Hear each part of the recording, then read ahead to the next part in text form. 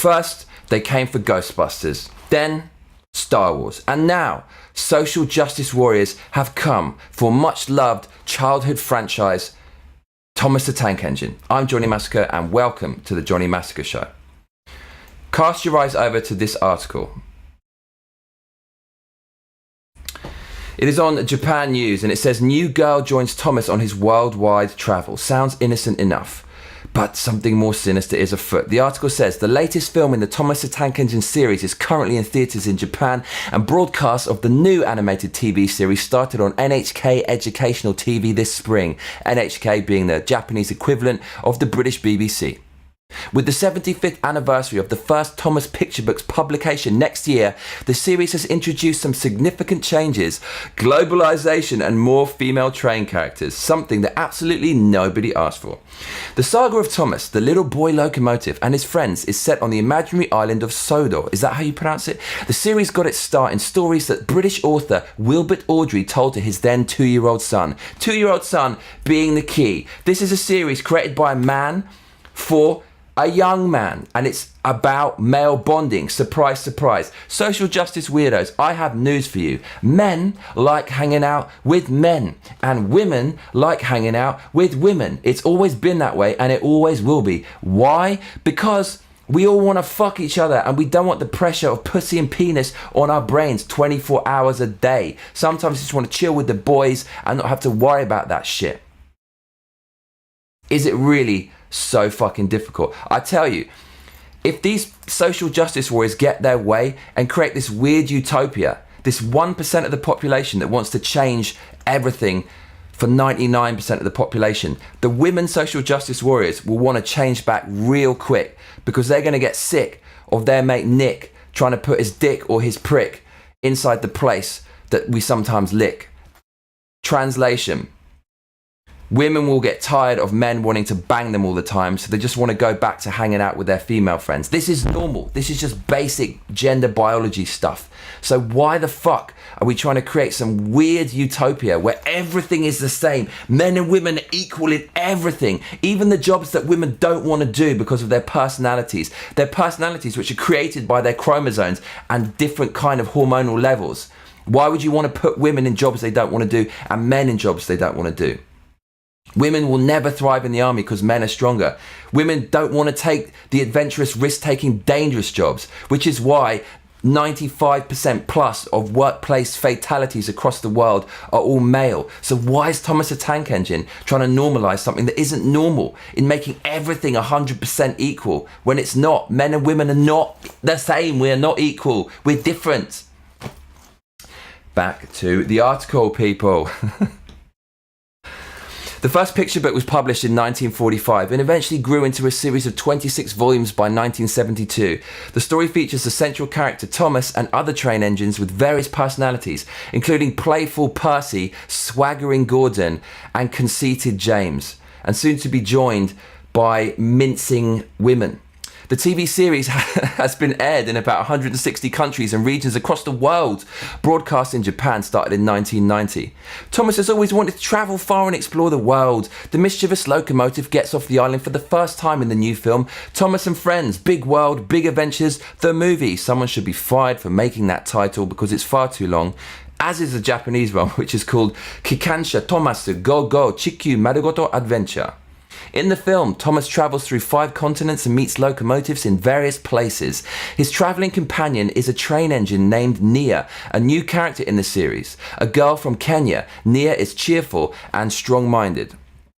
So if you criticise this, you are sexist because you're criticising a woman, and you're racist because it's a minority. Why do people create forced diversity? It's because this is infected with liberal left-wing politics. And right now, the trend in liberal left-wing politics is to exploit women and exploit minorities, using them as a human shield, a battering ram to push forth their policies. If you disagree with this policy, you're sexist, you're racist, so you've got to vote for us. That's all this is about. No one wants to see politics in their movies, in their games, and in their fucking books, because art is pure and real, and this is fake. It's infected. And that's all I have to say about that. If you want to, I can't stand any more of it, so if you want to read more, check out the link in the box below.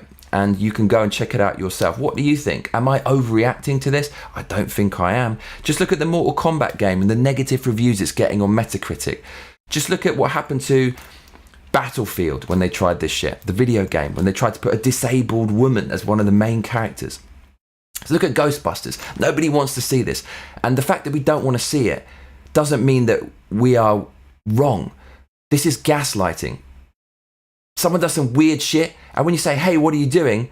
They say, no, you're the crazy one. This is normal. You're crazy. That's what they're doing, and that is not very nice.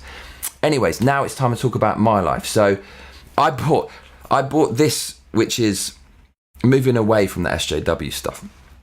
I bought this, which is known as the Curve Bender by Chandler.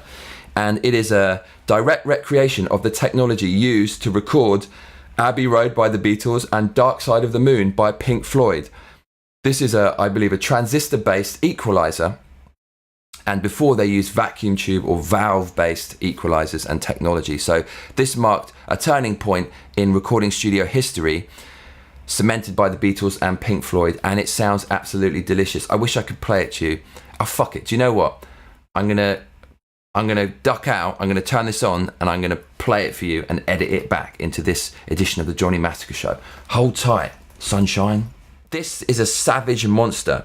On the high end, I don't really tweak that much, although this is set to fucking 11 on the high end right now. But the high end, it doesn't really do that much because this device is all about warming the sound, pouring honey, cream, and other sexual sauces over it to kind of warm it up, sweeten it, and just make it juicy and crunchy.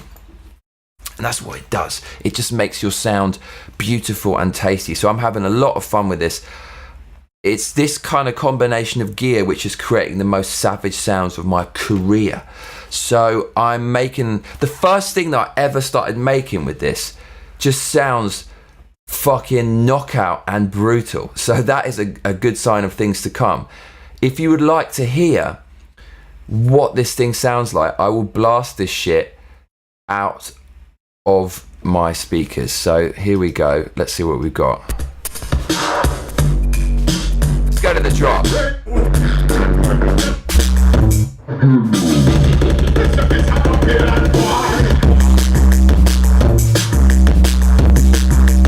Oh shit! Shit! Oh shit!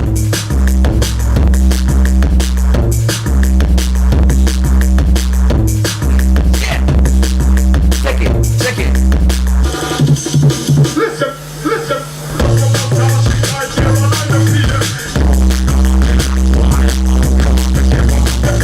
Come on!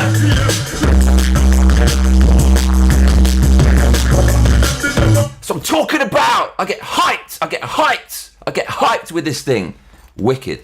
So I'm really pleased about buying that. It's called the Curve Bender by Chandler Limited. Rush of blood to the head. And I highly recommend it if you've got a spare $6,000. So other than that, I'm going to call it a day for this edition of the Johnny Massacre Show. If you haven't been triggered by now, please like and subscribe and share this video with your friends. Because hey man, if this channel becomes big, we're going to piss off a lot of people and we're going to keep it real, like ODB said. See you on the next one.